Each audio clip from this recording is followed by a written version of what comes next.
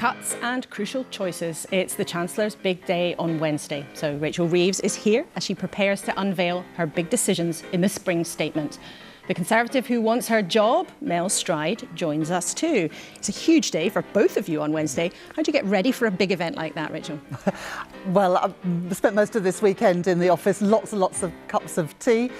Someone in the team brought in homemade biscuits yesterday, so that was definitely a boost in the afternoon. Will that be sweetening the pill? Mel Stride, how are you getting ready? One of your first big days in the Commons on Wednesday? Yeah, it is a big day, Laura, so a very big day for Rachel, but the disadvantage I have is I don't know the numbers yet, and I won't know them until Rachel tells me across the dispatch box, so it'll be a bit last minute in that sense, unless she wants to give them to me after the show, of course, in which case we'll all be happy. I've been in that position for several years, Mel, so I feel your pain. Does it? Doesn't work like well, that. maybe we'll try and get some things from her to make it easier for you on Wednesday. Let's see. We'll be with you both later in the show. It is a big moment for the economy, so the Lib Dems Finance Chief, Daisy Cooper, joins us too. And from this evening, I must give the British people a very simple instruction. You must stay at home. 5 years ago to the day, everything changed. We will remember and look back at that scary spring back in 2020.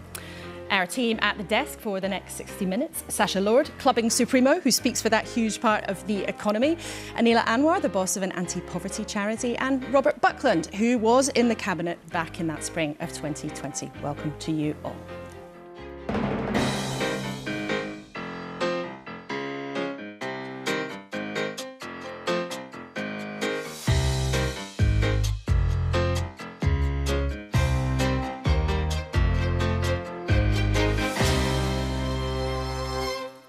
Morning, morning. Let's start, as we always do, with what's making the news today. And no surprise, it's chock-a-block with helpful advice for Rachel Reeves. The Sunday Times asks the big question, can she fix it? With a picture of a smiling Chancellor laying bricks. The Sunday Telegraph says there will be cuts to the civil service. The Observer says we'll all be worse off by the end of the decade. But the Independent suggests Rachel Reeves should look at getting rid of the triple lock, that guarantee of pensioner incomes. And the BBC is also leading with cuts to the civil service. Let's then get into it. It's a huge week for the economy. It's been struggling. The numbers look grim and worse since Labour got in, Sacha. From your point of view, with contact with a huge part of the industry, of our industry, what is the biggest problem? I'll be honest with you, I was at the Labour Party manifesto launch that was in Manchester, and the party said they were the party of business and growth. My sector's hospitality. We're the fifth biggest sector in the whole of the UK, the third largest employer. And actually, we are hurtling towards a double cliff edge now with the NI increase and the business increase as well, the business rates increase. Just to put that into perspective, with the business rates increase on an average pub, you'd have to sell another 60,000 pints every single year. 97% of people have now stalled any investment. So to say it's the party of business and growth, I doubt it. So you feel that they've actually made it harder for you since they've been in office? Absolutely. Anila, what about you? Because obviously the context to all of this is last week. We talked about it a lot last Sunday. The government announced pretty big cuts to many people on welfare's income. So what is your concern about what's going on? I mean, 6.5 billion of cuts to social security, making 1 million or more disabled and ill people worse off. People who are already struggling to make ends meet. 3/4 of people in receipt of universal credit and a disability payment already cannot afford the essentials. And further cuts are just going to make them poorer and not going to move them any closer to the labour market. And our clients, actually, they want to know why the Chancellor is punishing them for the challenges that we're experiencing with our economy and where they should go for support when their income is cut by over 60%. OK, well, we can put that to her in a few minutes' time. I mean, Robert, you were in the Cabinet for a long time for a different party, of course. But if you look at what this government's doing, it almost sometimes seems they're making everybody unhappy. They're upsetting businesses like Sacha. They're upsetting people that Anila represents and tries to support. What's going on? Well, look, I think the Chancellor's going to tell us the world has changed. She's going to be right when she says that. But that's an opportunity, I think, politically and economically, to really give us an overarching narrative of why difficult decisions are being made. We understand they've got to be made, but let the British people in on the secret as to why we've got to make these changes. Defence spending clearly has to go up. There are huge pressures on public services. Those unprotected departments, like my old one in Justice, what's going to happen there? Let's explain why, as, dare I say, my old friend George Osborne did, to some effect, back in the early part of his government. Well, it'll be interesting to see how Rachel Reeves responds to any comparisons, because there are people on the left of the Labour Party saying Labour is going to usher in a new era of austerity. Let's see what she has to say. When Rachel Reeves moved into number 11, the economy had already taken a battering. There were big debts and big problems, but nearly 9 months on, there are still big debts and some new big problems. A White House that might, well, who knows, bleak economic predictions in much of the world, and a squeeze on welfare that's been alarming parts of the Labour Party. There is nothing moral about cutting benefits for what may be up to 1 million people. I'm always conscious that with central banks we're always accused of saying the world's uncertain. But it really is uncertain. I always say tariffs is the most beautiful word to me in the dictionary. Rachel Reeves, you are cutting welfare, you're cutting spending, you're cutting regulation. Are you really a Labour Chancellor? Well, first of all, let me just take this head on. In the last Parliament, it was the worst Parliament ever for living standards. And although the previous government taxed more, people were paying more and getting less in return. Since I became Chancellor, almost 9 months ago, we've been able to increase the national living wage. And so people on the national living wage will be getting a pay rise of £1,400 a year from next month. We've reduced NHS waiting lists for 5 months in a row, because when we increased taxes in the budget on the wealthiest and on businesses, we put that money into our NHS to get those waiting lists down. And from April, we'll be rolling out free breakfast clubs at primary schools to help working parents and also to make sure that children get a good start in life. So I reject that characterisation of what we're doing. Well, on welfare, let me just say this. The system is in bad need of reform. I don't think anybody disagrees with that.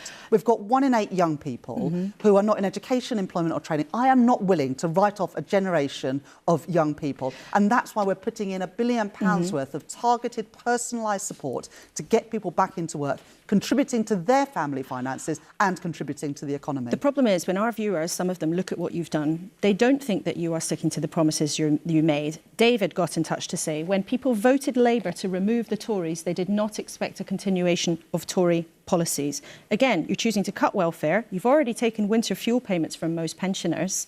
What do you say to David? He's looked at what you're doing and is saying, that's not a Labour government I voted for. At the moment, we've got 1,000 people a day going on to personal independence payments.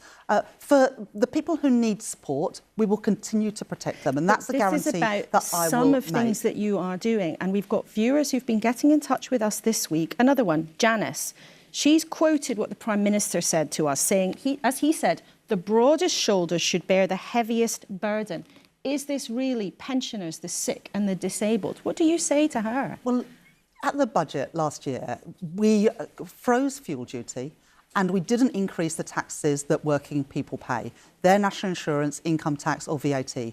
But we did increase taxes on the wealthiest. We've got rid of the non-dom tax status, VAT on private schools. We increased capital gains tax, and we tightened up the rules around inheritance tax. At the same time, we increased taxes on business. But why what did we use that money for? The impression, because politics is about often what people feel the government's doing in their name.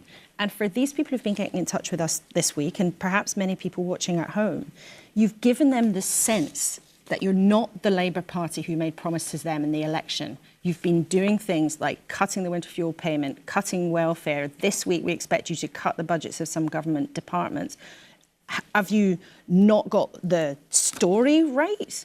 Or are they right to think that actually you've changed your mind on lots of things. Well, we inherited a huge black hole, £22 billion black hole in the public finances when I became Chancellor. That required a number of difficult decisions on tax, on welfare and on spending, because I promised to bring stability back to the economy, because it wasn't the wealthiest who lost out when Liz Truss lost control of the economy. It was ordinary working people. And I said never again will we have a government that plays fast and loose with the public finances. And because of the stability that I have been able to bring back to the economy, Andrew Bailey and the Bank of England have cut interest rates by 3 times since the general election. That means lower mortgage rates than people otherwise would have been paying, lower costs for businesses. And that volatility that we had in the economy previously that was so damaging to business confidence and investment has been, we've drawn a line under that. Yes, we've had to make difficult decisions, but on welfare, the 2 principles are these. First of all, we must protect those who need our support, and we must give all the support possible to help people back to work. I was at the job centre in my constituency in Pudsey on Friday, and I met with the work coaches there, who told me wonderful and remarkable stories about how they've helped people back into work and the transformative effect that has had on them and their families. And I want more people to have the support to get back into work. But we've got a benefits bill that is going through the roof where people are locked out of work. I want to change that and give more people the dignity and pride that comes from work through proper support to get there. But we've just heard from Anila, and we've heard also from lots of viewers as well. One of them, Philip, who gets PIP at the moment, a disability payment, who feels he's been abandoned by the government. And is it worth the pain and the anxiety for some people to save £5 or £6 billion out of a government that's got a budget of more than £1 trillion? Because there's people on the other side who say, you're not really being radical at all. You're fiddling around with some of the terms and conditions, causing huge anxiety for people like Philip. Look, there he's saying, what happened to Labour? Where's your compassion? Is it worth the pain and anxiety for people like Philip and the political pain for you to save perhaps £5 or £6 billion? Well, what I would say to Philip is that there will be no change in his personal independence payment until he comes up to his next assessment. And when Philip was last assessed, I expect he didn't see an assessor face-to-face, and he probably didn't see somebody who was trained adequately. We want to have more face-to-face assessments with people that are trained to give people like Philip the support that they need. And if Philip cannot work, he will continue to get personal independence payments. In fact, we've said there should be enhanced support for the most disabled.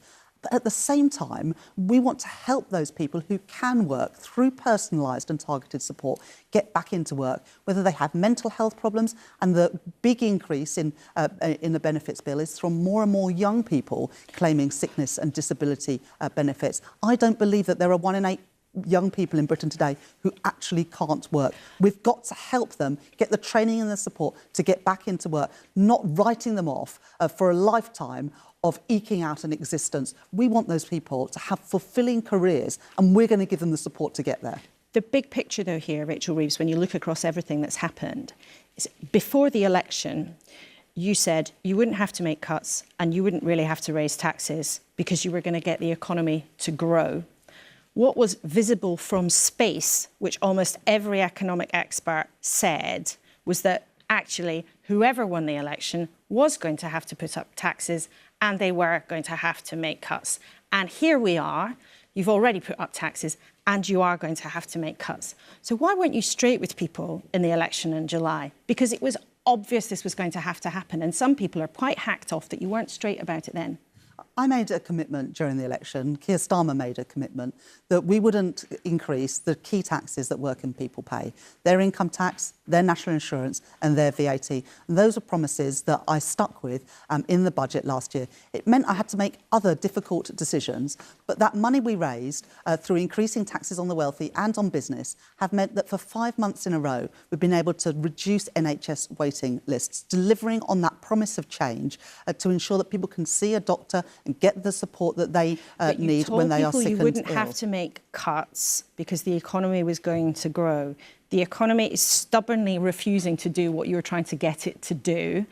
And some of the decisions you've made, like we've heard from Sasha, whacking up NI, national insurance payments for employers, are costing business. They're making it harder for them to prosper. And you are you not, going to have to announce cuts this week to some government departments? There will be real terms increases in government spending in every year of this Parliament. That's the overall. Can you confirm you're going to have to make cuts to some government departments? We'll set out the spending settlements in June for every department. That's the spending review. That's not my question. This is what your deputy said earlier this week. We won't be blindly cutting.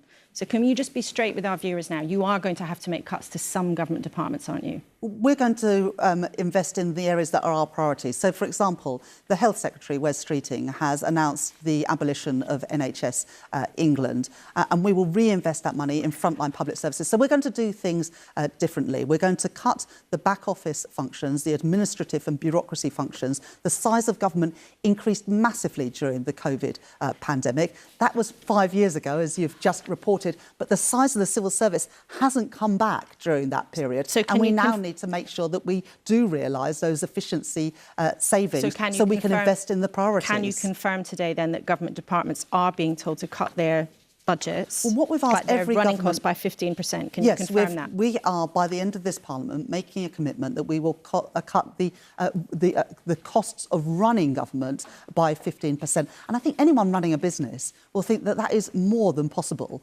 Because if you look at the advances in technology and AI, we're already using it at His Majesty's Revenue and Customs and the Department for Work and Pensions to tackle fraud and error in the system, using technology alongside people, but using more technology to do some of those jobs. And if we can realise those benefits, it means that we can invest more in people working in the front line, whether it's teachers in our schools, police on our streets, or doctors and nurses in our hospitals. And that's the right thing to do. There hasn't been a zero-based review of what government spends money on since 2007. That's 18 years ago. No business would run like that. So we've asked every department to rank all of their spending from the most important to the least. And we want to put more money into the things that are the most important things for voters, for citizens, and less money on the things that are just not necessary or we should be doing in a different way. As we discovered last week when we were talking to one of your colleagues, for many civil servants, it's also a worrying time because they listen to you and they think that means my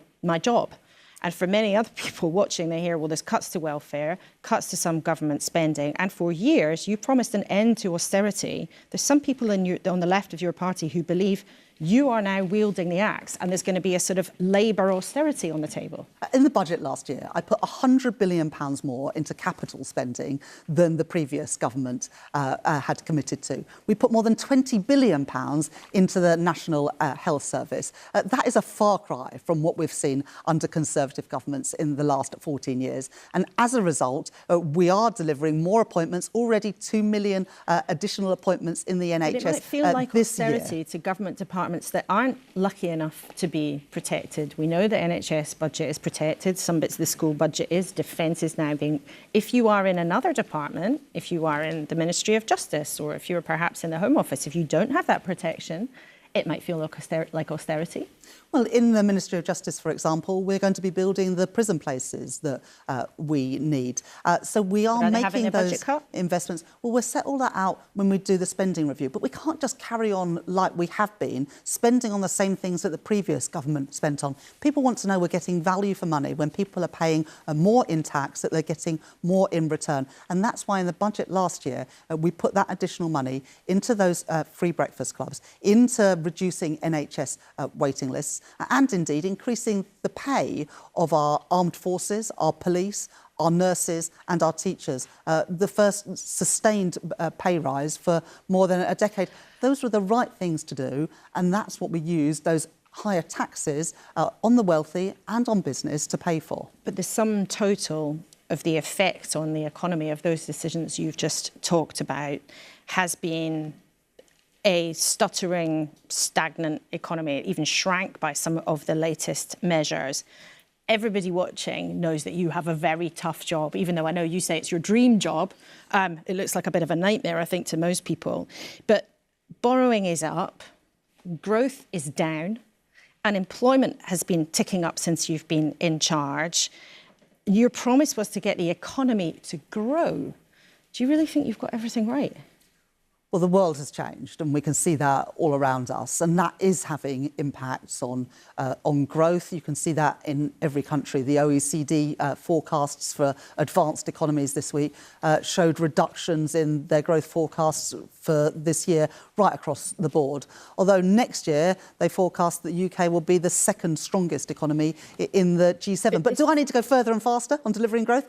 Absolutely. That's why we are reducing the regulatory burden. It's why we've just introduced the planning and infrastructure bill to get Britain building again, the 1.5 million homes, the digital, the transport, the energy infrastructure. It's why today we've announced investment in construction skills so we can actually get those homes built with 60,000 training places to get people with the skills they need to contribute to our economy. And you've been talking about shifting planning and getting houses built for nearly 9 months now, and actually planning approvals for housing projects have got to a record low. You ask any house builder what do they think about the year ahead, and they're feeling more optimistic. But the question you can't is, turn everything around overnight, and we do need to do more, and you'll see more of that this week. It's also why, as we increase defence spending, which is absolutely the right thing to do in the changing world that we face, that we are using that additional investment to drive innovation and to bring good jobs in a really successful defence industry in Britain. But it's an interesting question. After nearly 9 months in charge, and I know you planned for this job for a long time, do you think you got everything right? There are always going to be costs for every choice that you make, but there are also costs for irresponsibility. I did the responsible thing in the budget. It required difficult choices, but now, in the changing and uncertain world we're in, we have economic stability. Markets can be confident that the fiscal rules are non-negotiable. We will bring debt down as a share of GDP from the record debt levels that we inherited from the previous government. And the Bank of England have had the confidence to cut interest rates, which has an impact on the day-to-day costs of people. Well, wages for the last few months have risen by almost twice the rate of inflation. Of course, we've got more to do. We've only been in government for a few months. I'm determined to bring back the growth. That is the prize that is on offer. Great public services, world-class public services, without asking working people to pay more. That's what I'm going to deliver through the stability and through the reform that I'm introducing. Well, it is nearly 9 months, I think, that you've had in office now, and our viewers often actually get in touch with us to say they don't want to hear Labour politicians talk about what they inherited and blame the last lot. However, one of the things that is making your job more unpredictable and more difficult, perhaps, is the prospect of Donald Trump introducing tariffs around the world. It's World Tariff Day next week. It's a new one for the calendar, when we expect Donald Trump to put his new taxes on imports in place. How will the UK respond if, as he's threatened, taxes on imports do apply to the UK? I believe in free and open trade. Last time that Donald Trump was President of the United States, trade and investment flows between our countries grew. President Trump is rightly concerned about countries that run large and persistent trade surpluses with the US. The UK is not one of those countries. We have balanced trade between our countries. So do you think he's going to leave the UK out of it? Well, look, let's see. Our Prime Minister, Keir Starmer, had a really good meeting in the White House with President Trump a couple of weeks ago. The President and our Prime Minister agreed to enter into talks about the future trade relationship between our countries. Let's see how that progresses over the next few days. But I want to see barriers to trade come down, not just with the US, but also, for example, with our nearest neighbours and trading partners in the European Union. And we have a summit in May between the UK and the EU as we look to improve those trade flows to help small businesses particularly trade right across the European continent. One of the things that we understand is being discussed with the US is the tax on tech companies. It's called the Digital Services Tax. Now, that raises about £800 million. Will you consider changing or even ditching that tax if that's what the US wants? Well, it's the right thing that companies who operate in the UK pay their taxes in the UK. And the United States government and tech companies understand that as well. But as I say, we are having discussions with the US at the moment. So I want to preserve free and open trade. But I think as a basic principle, you should pay tax in the countries in which you operate. And the US recognise that as well. But I'm trying to understand, might you consider changing that tax at Trump's behest? But we're in discussions at the moment around a whole range of things around tariffs with the United States. But we will continue to operate on that principle that you should pay taxes in the country in which you operate. And that's really important for UK-based businesses as well, that they don't face an unfair disadvantage from companies that aren't paying their taxes in Britain. I'm trying to sort of decode, though, that answer there. You're answering, I think, very carefully,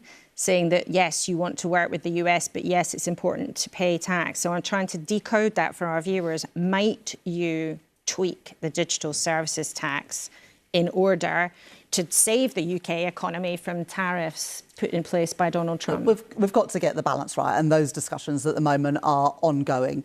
We want to make progress. We do not want to see British exporters subject to higher tariffs, and we want to see trade barriers fall right across the world. It's why, for example, my colleague Johnny Reynolds, as well as having those conversations with Europe and the US, is also negotiating trade deals with India and the Gulf countries as well, because we believe in free and open trade. We want to help British exporters sell great British products all around the world, and that's what trade deals can secure. OK, well, we'll see what happens in that. Do you think, though, that the Trump administration is really listening to the UK? Because the Prime Minister came to the studio a few weeks ago and he talked about his plan for the coalition of the willing, for European and other allies to come together to be ready to defend a potential peace in Ukraine. I just want to play you and everyone at home what Donald Trump's envoy, Steve Witkoff, said yesterday. I think it's a combination of a posture and a pose and a combination of also being simplistic. I think there's this, this sort of notion of we've all got to be like Winston Churchill. Yeah. The Russians are going to march across Europe. I think that's preposterous. Now, that's President Trump's envoy saying that the Prime Minister's idea for a coalition of the willing is a simplistic posture and a pose. What do you say to that? I mean, it's a pretty big snub, isn't it, to Keir Starmer's huge diplomatic efforts? Well, I think we can see the impact of our Prime Minister's diplomatic efforts, bringing together European leaders and indeed leaders from other countries around the world, and also being in constant dialogue with President Trump as well as with Vladimir Zelensky, who we welcomed to London just a couple of weeks ago. We want to see a just and lasting peace in Ukraine. I think that's what Donald Trump and the US administration want to see as well. I'm not put off by that. We will need to make sure that if there is a ceasefire, it can be enforced. And that's what our Prime Minister, along with allies around the world, is trying to secure. And of course, the US has got to be an important part of that. But it is right that European countries, including the UK, is upping defence expenditure, because in this uncertain world, national security, our domestic security is incredibly important for so many things, including a strong economy. And just lastly, as you're here, many viewers will remember, and many viewers were very, very cross when you had just moved into office. It emerged that the Prime Minister and other Labour politicians and you had accepted donations of clothes. In the last few days, it's also emerged that you accepted free tickets for a corporate box to see the singer Sabrina Carpenter at London's O2 Arena this month. Is that what happened? And if you did, why are free clothes a no-no, but free concert tickets is a yes, please?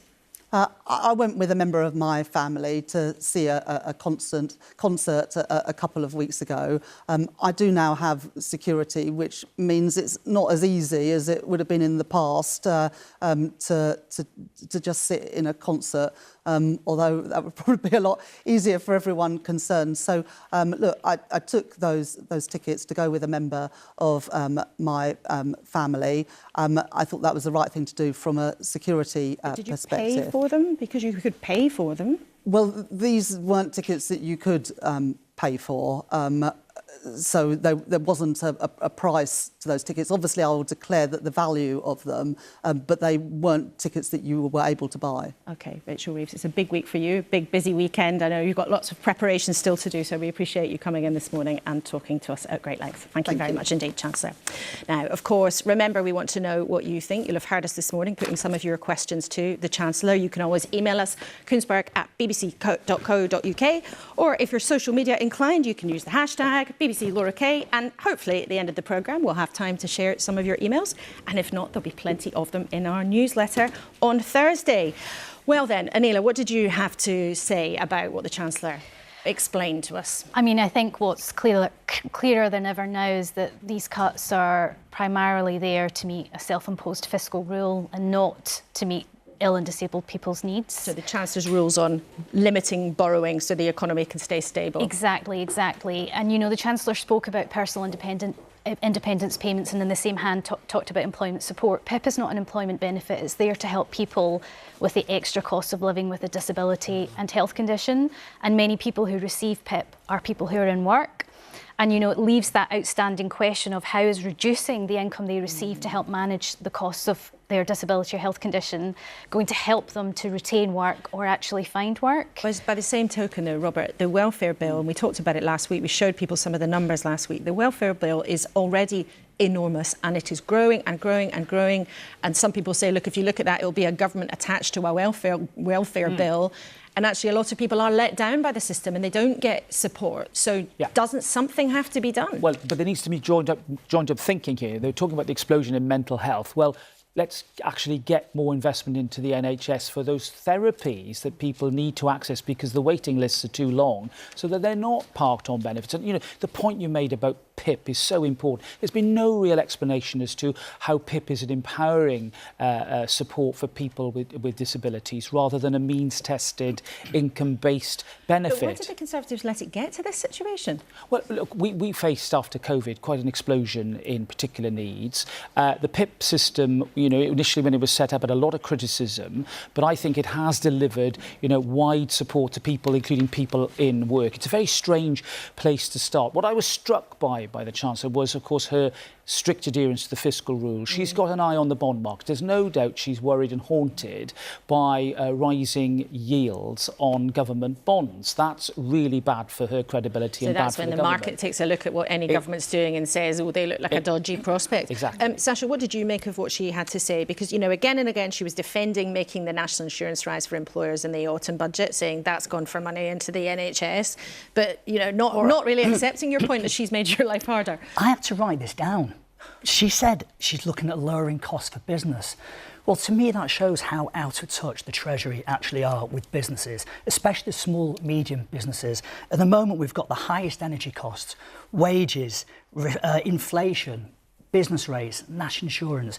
99% of operators are looking at raising prices. And I'd say to this Chancellor, if they really do want to help the fifth biggest industry in the UK, look at lowering VAT, lower it from 20% down to 12.5%, like they have done in Ireland and Germany. Rishi Sunak did that coming out of COVID. He reduced it to 5%, then 12.5%. That undoubtedly saved businesses and saved jobs. It's interesting, though, you mentioned that what happened during COVID. I mean, do you feel actually that it's like a sort of emergency for businesses in your sector now? Because obviously that was a drastic measure during a drastic time. It's tougher in this industry now than it was during COVID. Really? Absolutely. At least during COVID, there was financial support there. There's none at the moment. And with the cost of living crisis, we know people are going out less. So they urgently need to look at the fifth biggest industry in the UK, because if they don't, we're going to see more closures post-April than ever before. Anila, I suppose what Rachel Reeves, though, was also saying is, look, if she doesn't guard the economy and try to balance the books, actually it's people at the sharp end who end up suffering. Do you have any sympathy with the fact that the government's got to make, it would say, has to make some very tricky decisions because of what they walked into? Look, no doubt government are facing some really, difficult economic circumstances, but how they manage that risk is a political choice, Laura. And governments to choose. Right? And, we think they should be making decisions that don't make those who are already struggling to make ends meet even more worse off. Our client, Steve, he's been talking the last few days about the impact potential cuts could have on him. And literally it will be a decision between heating and eating. The first thing that will go for him is heating and lighting. And I don't think that's how we should be treating disabled and ill people in our country. And to be honest, I don't think the public will fall for the fact that in the 6th largest economy in the world, we can't afford to support disabled people to live with dignity. Robert, where do you think this government is as a sort of political moment? So the spring statement, people might not be familiar with that term, but, you know, it's going to look and feel a bit like a budget, but there won't be tax rises. Yeah. So, you know, it's the new buzz phrase for a moment when the Chancellor stands up. It's a big moment for her, but where do you think this government is in terms of its sort of fortunes? 9 months, it's not far off a year in charge. Well, I think it's, when it came in, clearly, you know, it's reticent to tell us what it was going to do was the result of an absence of a plan. That is very clear. And I think in the first few months, they followed Treasury orthodoxy. They're following this sort of imposed Treasury view that you can only have one fiscal event in the year. But we're in a very difficult emergency situation, especially with the security position declining and Trump and his nonsense about tariffs, for example.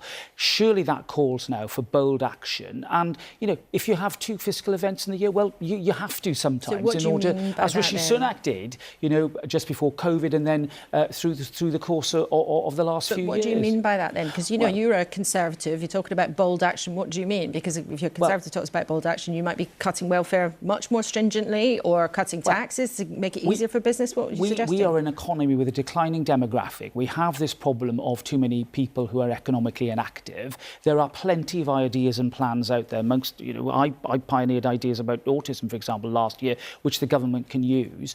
What I'm not getting the sense from them is that they're really explaining this problem to the British people and saying, look, what we said at the election was one thing. We're now in a very different world.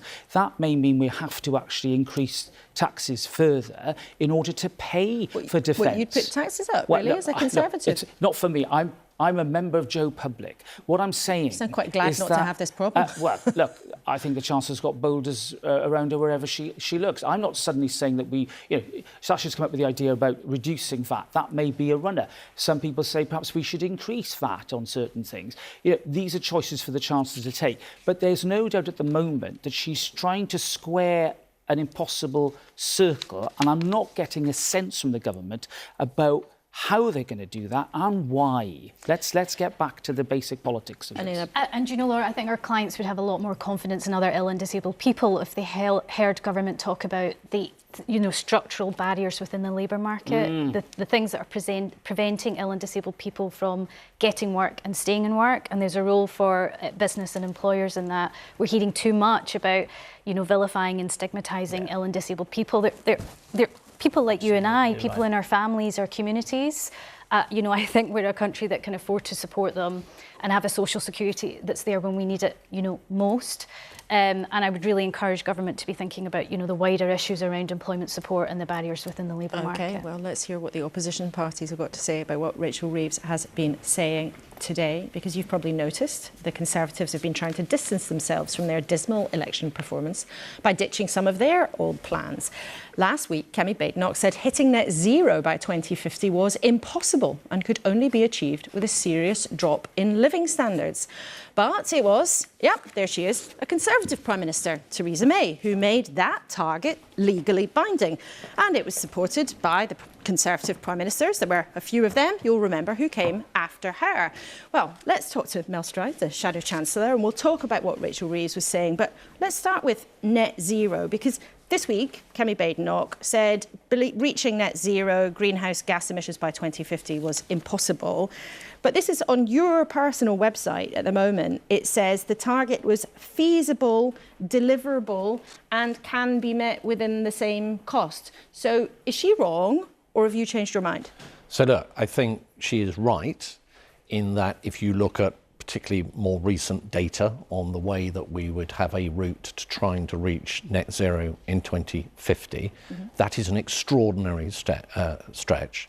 I'm very proud, but just to finish, Laura, I'm very proud of the fact that under Conservative governments we have halved carbon at the same time as substantially growing the economy. But I think we have to be honest about where we are right now. And you've been talking about some of the challenges worldwide, and energy, for example, sits right at the heart of that. And getting to a point where we can get energy costs down, for example, which are 4 times the level that they are in the United States and higher than a number of our European competitors is important. And it's important for households who are listening to this programme to know that we're on their side in terms of getting those costs down. But it's important also to know what the Conservatives really believe. Yeah. So your leader said this week it's impossible to reach net zero without a deep cut in living standards. Yeah.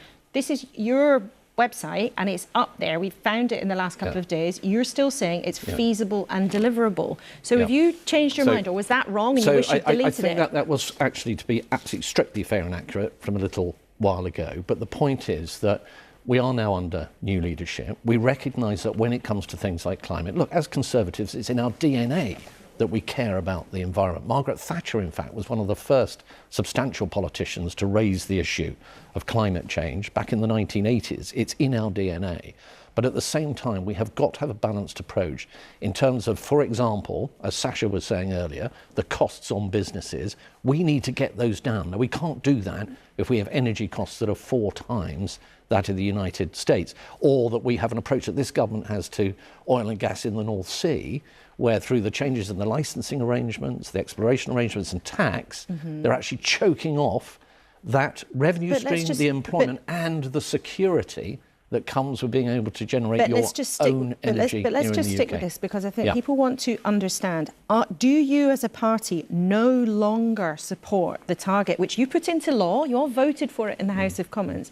Do you no longer support the law that says the UK must hit net zero by 2050? Well, Kemi has made that very clear. You don't support it anymore, and you would change the law, get rid of it. Well, that's not the same thing as we don't support standing up for the environment, getting carbon down. I know it's not the same, so my question is, would you get rid of that law? We're now into what will probably be another 4 to 4.5 years of opposition.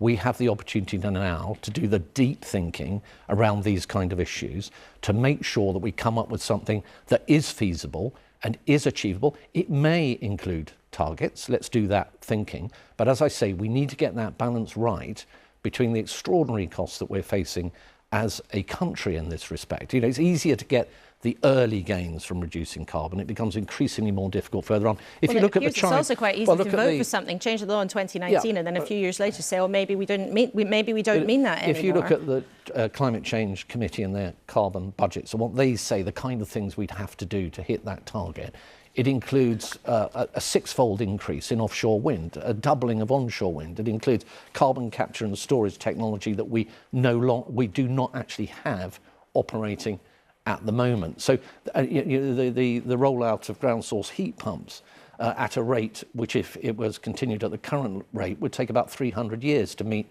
the 2040 target. So it's very those are big challenges, which I think Kemi is right, in the longer term, have been shown more recently to be unrealistic. Okay. And we need to get a better balance. So you very clearly changed your position on that. So your website maybe needs updating. Well, I think Kemi made the change of position clear. Okay. Yeah. You have repeatedly criticised Labour's increase to national insurance for businesses, and we've been discussing that with Sasha this morning. But that tax increase is going to £20 billion extra into the NHS. So would you reverse that tax rise? And if so, would you then just take that 20 billion out of the health service? Well, so I'm not going to make sort of big fiscal commitments 4.5 years before the next general election. But let's just look at that national insurance increase. Well, no, hang on. The question here is a clear one. You don't support the tax rise. Do you support the extra money for the NHS? Right, so there are different ways of doing things. What we would have done is we wouldn't have taken the tax and spending decisions that this government took. We wouldn't have killed growth stone dead as a consequence and crippled businesses. So you wouldn't have put 20 billion extra we wouldn't have splurged lots of service. money. That means higher inflation, which means interest rates coming down more slowly than they otherwise would have done. I noticed Rachel said interest rates have been cut 3 times. The point is that by stoking up inflation, actually, interest rates would have been cut quicker, faster, if they hadn't done that. So we would have taken different choices. The question I'm asking you is, do you then not support the extra £20 billion that's going into the National Health Service? So you're trying to get me to zero in on a particular part of this government's because that's what our viewers want us to do, is zero in on things and get answers from politicians. Yes, but we've seen what the government's approach has led to, which is, we think, disappearing fiscal headroom and some very tough choices that the government's going to have to take next Wednesday. And that's because they didn't approach the economy in the right way. To get to your question, what they should have been doing, which is what we would have been doing, would have been to taking tax and spend decisions which encourage businesses to grow and generate the growth that has now been lost. We would have focused much more on productivity. So when you talk about the public sector, it's not so much the money you put in, or it's what you get out that really counts more than anything else. And down during your 14 years in office, despite in part you as a talking consequence about of COVID, you're right, and there are big challenges. But I am going to have another and go. Further, would you take further that £20 billion out of the NHS? So it's a question that, you know, we're not in government. I'm not the person that holds the pen that takes that kind of decision. We would not have arrived in a situation where the economy at the moment is in a really vulnerable state, okay? We've got markets out there that are lending us a huge amount of money. We have an interest on our national debt, which is now about 100 billion a year, which is twice what we spend on defence. And part of that is because our borrowing costs have risen, part of which is due to the fact that the markets themselves are twitchy about the way the UK economy has been run over the last 9 months. So by having taken different decisions initially, we would have had a stronger economy, and we would have been able to do a lot more things without the kind of problems that we're seeing here. Well, and of course, everybody does remember what happened with the markets when Liz Truss was in charge, but I know that you were somebody who wasn't necessarily her biggest... I was chair of the Treasury Committee, and I had a lot to say about it at the time. We are short on time. There are a couple of more things I just want to ask you. As you're here in one of your first times as Shadow Chancellor, I just wonder, Kemi Badenoch and other Conservatives have started to front up and say these were the mistakes we made. I wonder what you think the biggest economic mistake that you and Rishi Sunak made in government. You were part of his close team. So, well, Rishi had a huge challenge because we had the aftermath of COVID. We had the inflation that was imported to our shores because of the conflict between Ukraine and Russia.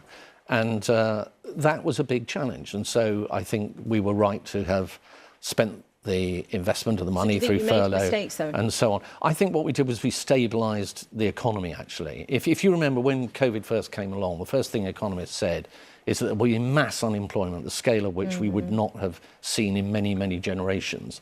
And we managed to avoid that, and we did that by intervening in the labour market in the way that we did. We also got inflation, of course, down from 11.1% back at the end of 2022, down to bang on target of 2% on the day of the general election. So they were huge challenges, and I think those were challenges in that sense that were met. We had the fastest growing economy in the G7.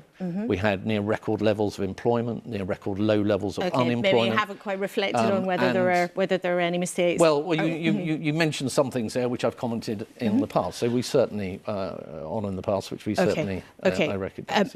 I just briefly want to ask you as we close. The Conservatives were very critical of Labour over some of the freebies that they took.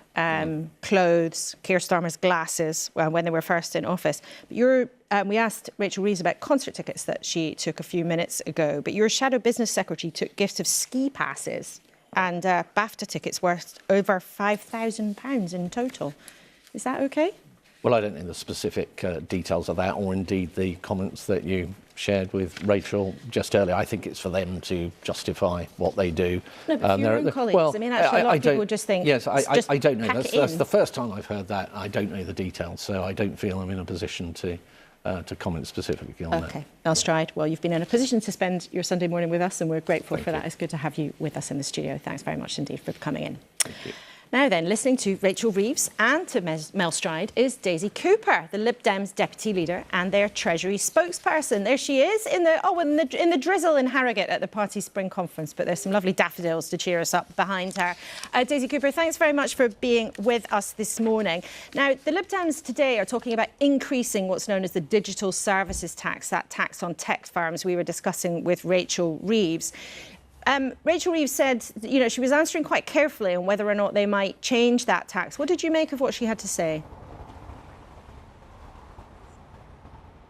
Well, I'm deeply concerned that the government may even be considering reducing the digital services tax, because this is a tax wielded on sort of 20 of the largest online social media giants and search engines. And quite frankly, if the government is seriously talking about putting savage cuts in place that will affect disabled people, whilst also giving a tax handout to Elon Musk and Zuckerberg and other US tech barons, then quite frankly, I think the Labour government are at real risk of losing their moral compass. Well, she didn't rule it in, but she also didn't rule it out. But for the Lib Dems to be suggesting that you should triple this tax from 2% on those farms to 6% at a time when actually businesses, large and small, many of them are having a very hard time, aren't you going to risk making the UK becoming unattractive to business at a time when we can ill afford it?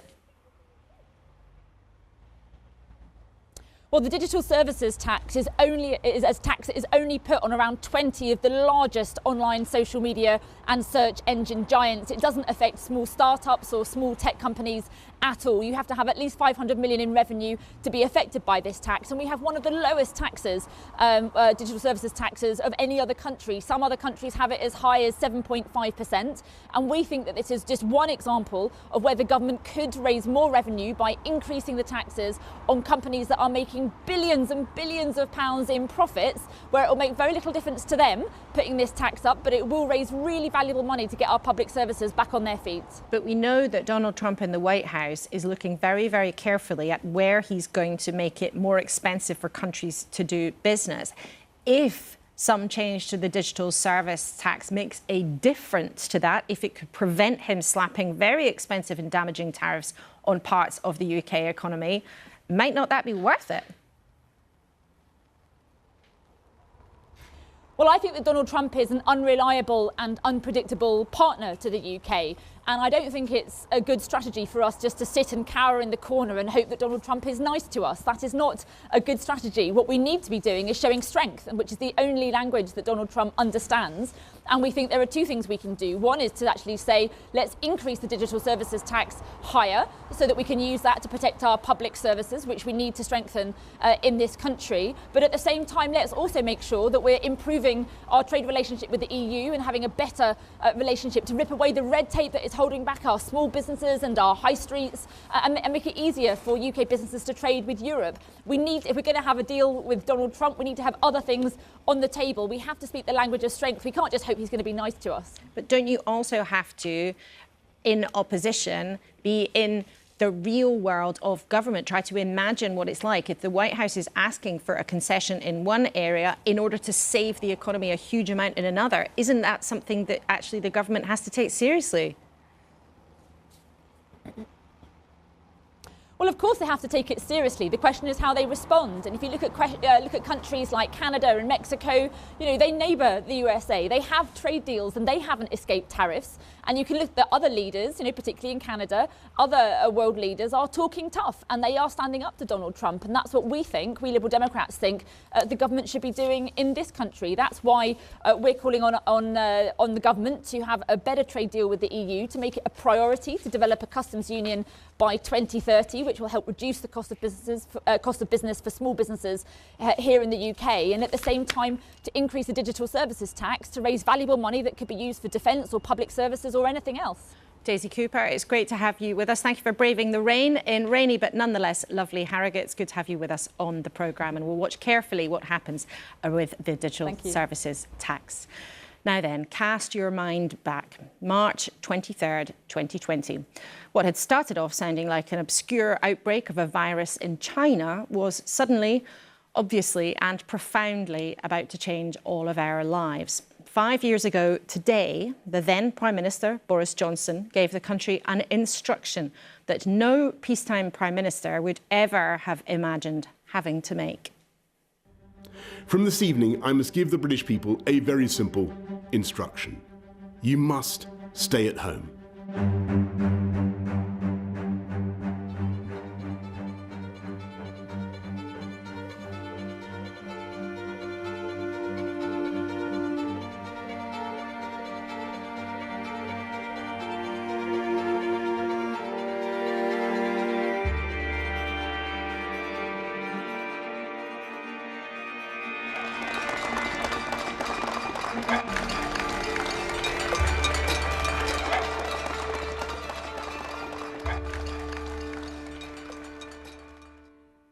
Well, it's eerie to see those pictures and those images. Robert, you were in Cabinet then.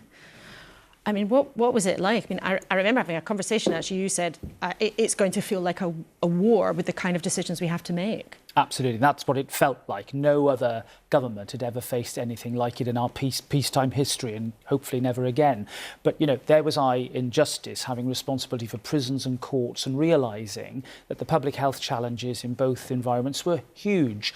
So the weekends melted away, the virtual meetings took over, and it was a full-on operational responsibility in a way that I don't think any of us had ever anticipated or expected. There was more than a whiff, dare I say, of May 1940 about it. I remember standing in that rather lovely office of the MOJ, looking out over St James's Park towards Buckingham Palace and seeing London absolutely deserted. It was like a sci-fi movie, and coming to terms with that was something that all of us then had to live with. It was such a strange time with all sorts of pressures. And Sasha, as you mentioned before, government stepped in to help keep businesses going.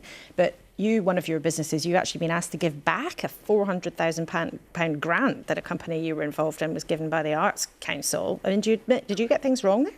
No, they've actually come out after 9 months and said there was no intention to mislead, which we're delighted about. So we're going to work with the liquidators now to see what we can do. Are you going to give the money back? No, the Arts Council asked you to give the money back, and there were things that went wrong. I'm technically not a shareholder director of the company now, so we need to work with the liquidators to work that through. One of the other things that you did, though, you took Matt Hancock to court, though, didn't you? I did. What happened? What was that all about? It was a strange time. Well, you talk about nightclubs at the beginning. One of the hardest things to do with nightclubs and festivals, my festival at the time was called Park Life, is to get 80,000 people out at the same time. The answer is you can't. So I knew when he implemented the 10 p.m. curfew, pushing hundreds of thousands of people out onto the streets, that was dangerous. That was going to spread the virus, and also the transport systems will fall down. So I challenged him on the 10 p.m. curfew. And also, do you remember the ridiculous Scotch egg ruling? I think we all remember the Scotch egg ruling. You couldn't have a pint unless you had a Scotch egg or a sandwich or a substantial meal.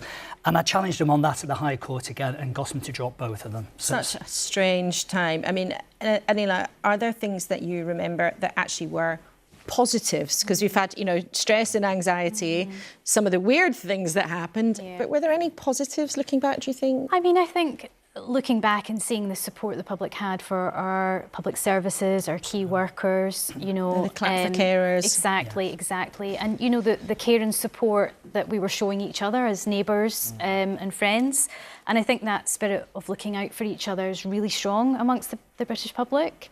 I just think it's a shame that politicians have forgotten about that in the recent decisions that they've been making. Absolutely. And Robert, for you as a politician now out of power and out of office, do you think that COVID changed actually how we did politics? Was it just that that the sort of hangover from that time is profound? There is no doubt that we got used to government being in our lives, big government spending big, and that's left a long legacy. And although Baroness Hallett is working through the inquiry, I think it's a bit like the British public after the Great War. They don't want to think about the trauma of COVID. It's very triggering to see those events because a lot of people suffered very, very greatly. And I think until we get through this period, we won't fully understand the impact that COVID had on all our lives and on government itself. Certainly the last election, people just did not want to talk about it, even though it was the looming fact that has caused pressure on public spending.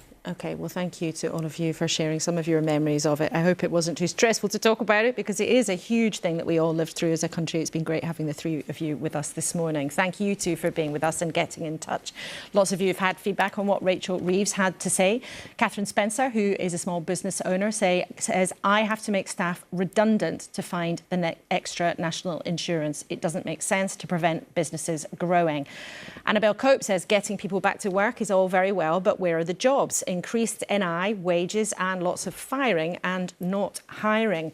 Norman Young wondered about those concert tickets. He says if she wants to go to something like that, she can pay for the tickets by donating the face value to charity.